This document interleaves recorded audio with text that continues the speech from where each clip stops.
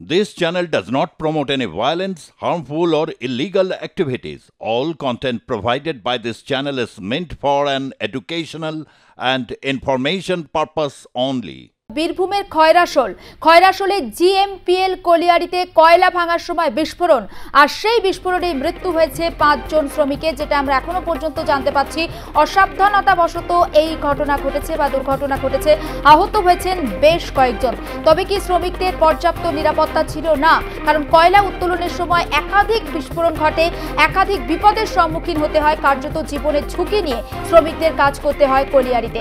সব বিষয়ে আমরা কথা বলবো। প্রশান্ত দাস রয়েছেন আমাদের সঙ্গে সরাসরি। প্রশান্ত, ঠিক কি আপডেট পাচ্ছি?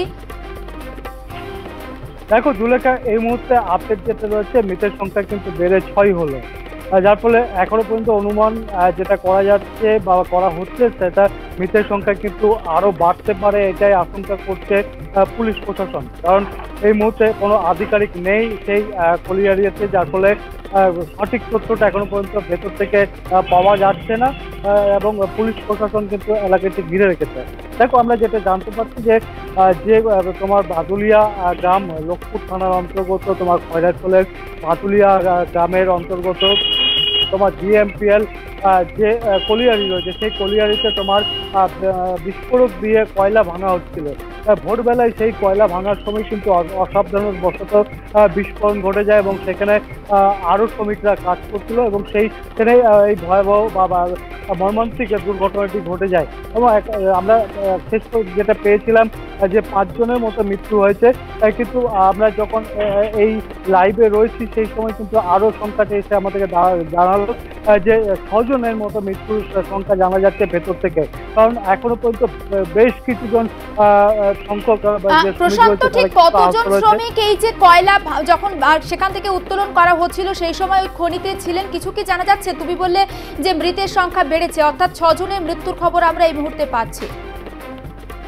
দেখো, এখন পর্যন্ত ভেতরে ওই সময় ভোরবেলাতে কতজন শ্রমিক ছিল সেই তথ্য এখনো পর্যন্ত কিন্তু জানা যাচ্ছে না। কারণ বিশাল পুলিশ বাহিনী তোমার লোকপুর থানা, খয়রাশোল থানা, কাকরতলা থানা এবং দুবরাজপুর থানা থেকে বিশাল পুলিশ বাহিনী কিন্তু এলাকা ঘিরে রেখেছে, যার ফলে ভেতরে কাউকে প্রবেশ করতে দেওয়া হচ্ছে না। যার ফলে ভেতরে ভোরবেলায় কতজন শ্রমিক ঠিক কাজ করছিল সেই তথ্য এখনো পর্যন্ত স্পষ্ট নয়। তবে পুলিশ প্রশাসনের পক্ষ থেকে সেই তথ্যটা পরিষ্কার করবে কিনা সেটা এখন দেখার বিষয়। কারণ দেখো, আমরা খবর পাচ্ছি যে এখন পর্যন্ত মৃতের সংখ্যা বেড়ে 6 হয়েছে এবং আশঙ্কা করছে পুলিশের মৃতের সংখ্যা আরো বাড়তে পারে। তার মানে এখান থেকে অনুমান করা যাচ্ছে যে আরো প্রচুর সংখ্যক সেখানে শ্রমিক কাজ করছিল এবং এই যে ভয়াবহ দুর্ঘটনা ঘটেছে এখনো পর্যন্ত কি অবস্থা হচ্ছে সেই ভেতরের অবস্থা কিন্তু পরিষ্কারভাবে কিছু তথ্য জানা যাচ্ছে না। কারণ এই ঘটনা ঘটার পর থেকে জিএমপিএল যে কলিয়ারি রয়েছে তার যারা আধিকারিক ছিল তারা কিন্তু গা ঢাকা দিয়েছে, তারা এলাকা ছেড়ে পালিয়েছে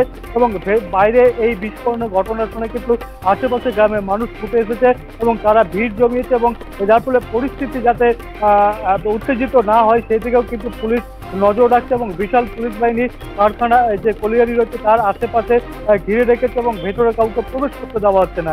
এবং এখনো পর্যন্ত যে কলিয়ারিতে এই দুর্ঘটনা ঘটেছে তাদের কর্তৃপক্ষ বা আধিকারিকদের কারোর বক্তব্য কি জানতে পেরেছো? দেখো, প্রত্যেকে কিন্তু গা ঢাকা দিয়েছে এই মুহূর্তে। তারা কিন্তু আমরা যেটা জানতে পারছি তারা এই কলিয়ারি ছেড়ে কিন্তু পালিয়েছে অন্যত্র, যার ফলে তাদের কারো খোঁজ পাওয়া যাচ্ছে না এবং তারা কোথায় গেল, কেন তারা গা ঢাকা দিল, তাদের কোথাও কি তাদের গাফিলতির জন্য এই মর্মান্তিক একটা দুর্ঘটনা ঘটে গেল এবং প্রায় 6 জনের মতো মৃত্যুর ঘটনা ঘটলো, এই নিয়ে কিন্তু এখন বিশাল প্রশ্নচিহ্ন দেখা দিতে শুরু করেছে। তবে ইতিমধ্যে কিন্তু পুলিশ বাহিনী বা পুলিশ প্রশাসনের পক্ষ থেকে তদন্ত শুরু করা হয়েছে। তবে এখনো পর্যন্ত সময় গড়াবে, এই সময় গড়াতে আরো কতজন মৃত্যুর সংখ্যা বা আহতের সংখ্যা বেরিয়ে আসে সেটা এখন আমরা দেখার অপেক্ষায় রয়েছি। কারণ ভেতরের তথ্য পুলিশ প্রশাসন একেবারেই বাইরে। আরো একটা বিষয় প্রশান্ত একটু জানার রয়েছে, যে 6 জনের মৃত্যুর খবর বা কথা তুমি বলছো তারা কি স্থানীয় বাসিন্দা নাকি তারা পরিযায়ী শ্রমিক, অর্থাৎ বাইরে থেকে ওই কলিয়ারিতে কাজ করতে এসেছিলেন? দেখো, এই কলিয়ারিতে বেশিরভাগটাই কিন্তু আশেপাশের গ্রামের মানুষ কাজ করে এবং তার মধ্যে যেটা আমরা জানতে পারছি বেশিরভাগ সংখ্যকটা স্থানীয় মানুষ। কিন্তু এখনো পর্যন্ত এই যে মৃতের সংখ্যা যেটা বেরিয়ে আসছে তার মধ্যে কোনো পরিযায়ী শ্রমিক রয়েছে কিনা সেই তথ্যটা এখনো পর্যন্ত আমাদের কাছে স্পষ্ট নয়, যার ফলে সেটা এখনো পর্যন্ত সময় অপেক্ষা আর একটু বেলা বাড়লে হয়তো সেই চিত্রটা কিন্তু পরিষ্কার হয়ে যাবে যে এর মধ্যে কোনো পরিযায়ী শ্রমিক ছিল কিনা। সবটাই স্থানীয় মানুষ ছিল, কারণ দেখো যে ঘটনা ঘটেছে এই ঘটনার পর থেকে কিন্তু একটা উত্তেজনা রয়েছে এই কলিয়ারি চত্বরে, এবং সেই উত্তেজনা সামাল দেওয়ার জন্য কিন্তু বিশাল পুলিশ বাহিনী এই মুহূর্তে মজুদ রয়েছে।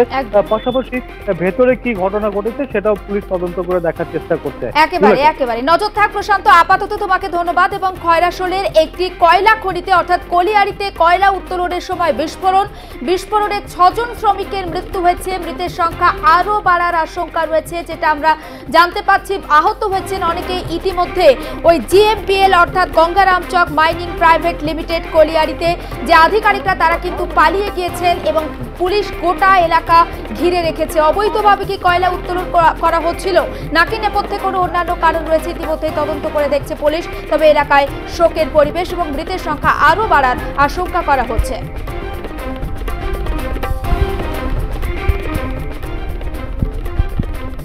জানি না, বাড়ির মধ্যে যখন থাকে 2 ঘন্টা আগে বিশাল গম্ভীর একটা আওয়াজ আসে, তো গম্ভীর আওয়াজ শুনি মনে হয় আশেপাশে কোথাও ইয়ে হয়েছে, হয়তো বাজি ফুটছে।